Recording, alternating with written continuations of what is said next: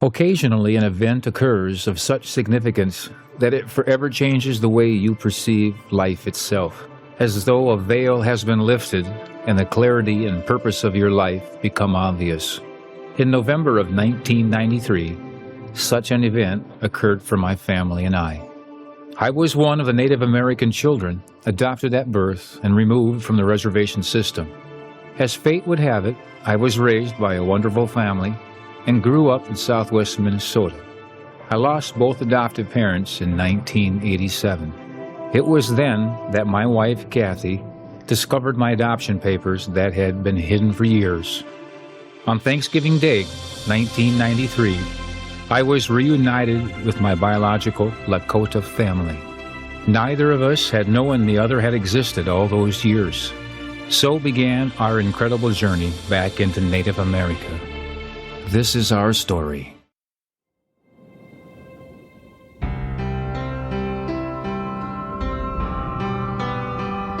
Welcome to Hidden Heritage, positive stories from across Native America. Today we embark on a journey into the heart of the Lakota culture, exploring the profound significance of the Giveaway Ceremony.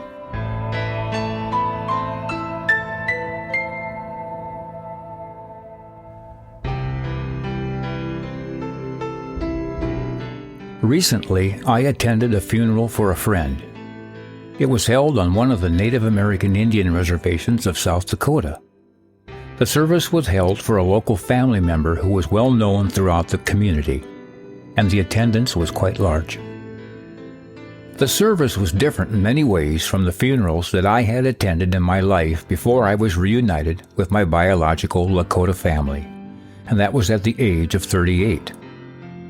The service itself was quite lengthy, almost 4 hours, which included multiple remembrances from friends and family, musical interludes from 3 different American Indian drum groups, and finally, at the end, a giveaway was held. It's the giveaway that I would like to talk about here today. I recall attending my first powwow. It was the summer of 1994. Just shortly after our homecoming, which was over Thanksgiving weekend of 1993. I was mesmerized by the drum beats and the circular style of dance.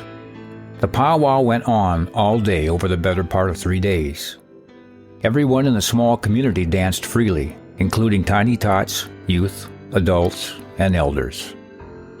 The powwow was competition-based, but many times the contest was suspended temporarily, and there was an intertribal dance. This is when anyone could dance for a song or two, including tribal and non-tribal participants. There were never very many visitors from the outside world, as I recall. In the middle of the second day, the announcer said that following this next dance, there would be a giveaway. I remember asking one of my new family members what a giveaway was. 2 small elderly women sitting just behind me began to giggle at the inquiry, and I overheard one say to the other, "Boy, we sure have a lot to teach this new one." The Lakota Giveaway Ceremony is also known as a wasipi. It is a time-honored tradition deeply rooted in the values of generosity, community, and interconnectedness. For the Lakota people, giving is not just an act of charity, but a sacred expression of gratitude and the cycle of giving and receiving.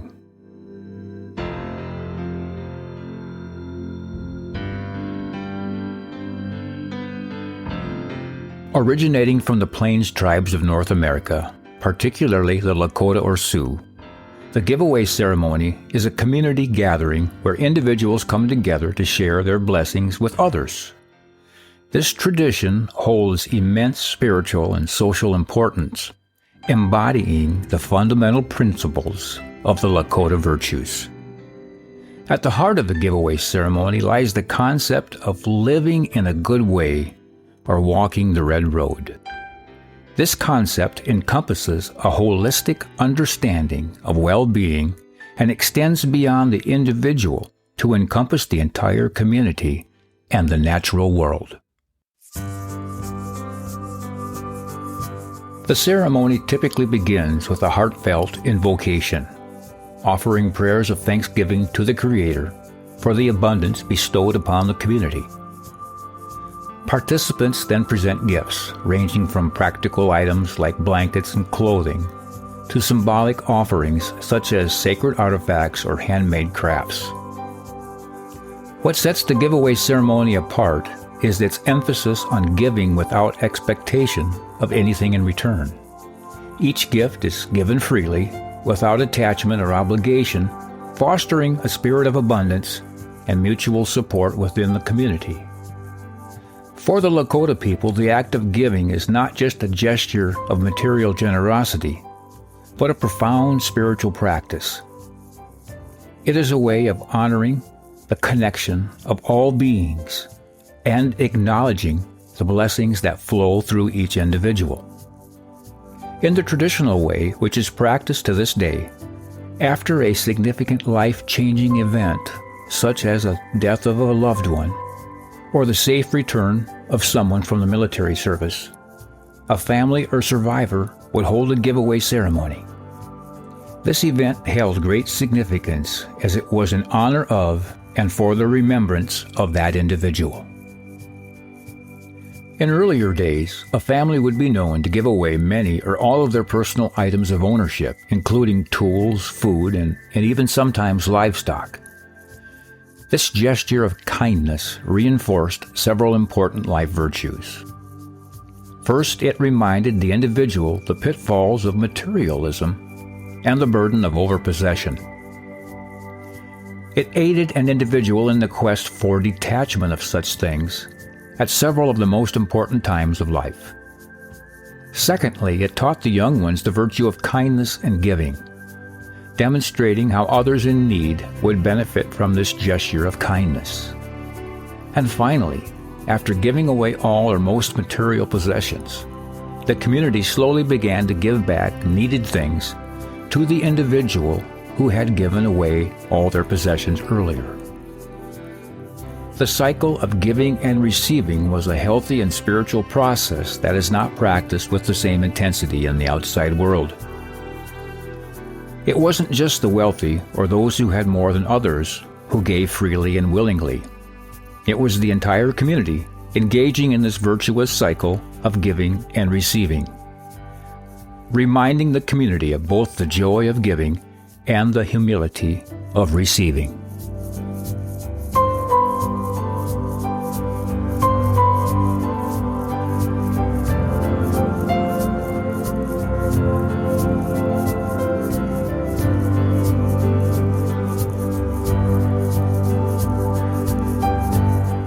A short time after attending that first powwow, something suddenly struck me.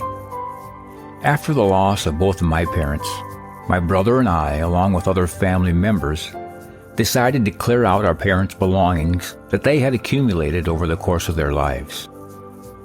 It was common back in our community to hold a public auction, and so we gathered up all the items for sale.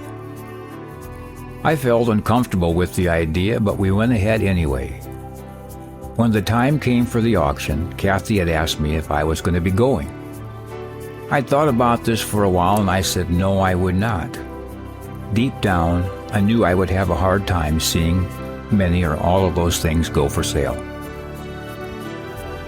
At the last minute, I decided to go anyway, so Kathy and I got in the car and headed for the armory building where the auction was already in progress. There was a light rain, and just as we turned the corner to enter the building, a young boy came running out with his mother in close pursuit just behind him. He was wearing my dad's Sunday go-to-church hat, which was about 5 sizes too big for him. As he ran out into the rain, the hat fell off and into the street gutter, as both mother and son continued on their way without stopping.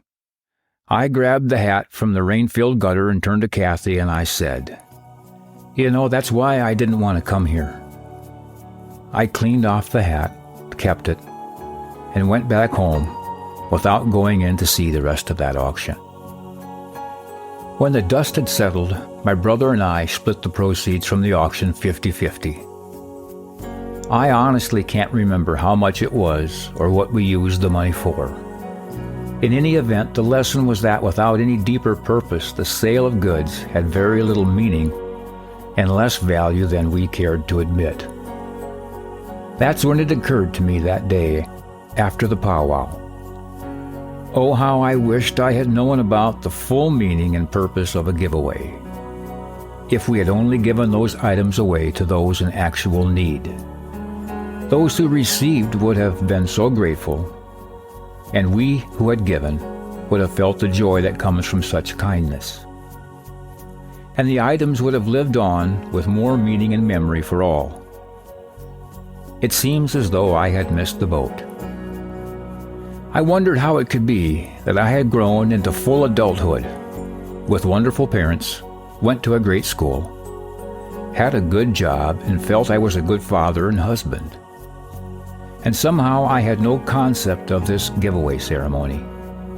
Somehow I had been programmed on the foundation of profit and the accumulation of wealth. Charity was certainly in the equation, but not without the significance that I had seen at the powwow during that giveaway ceremony.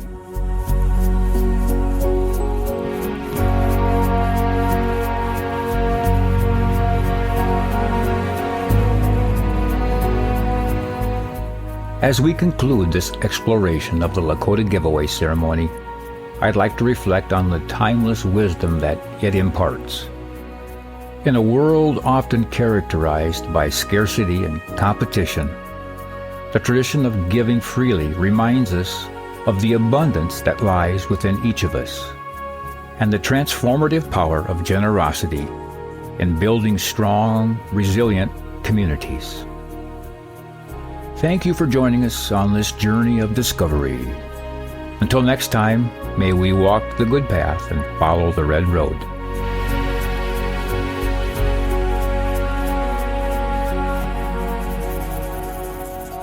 I'm Paul LaRush, and you've been listening to Hidden Heritage.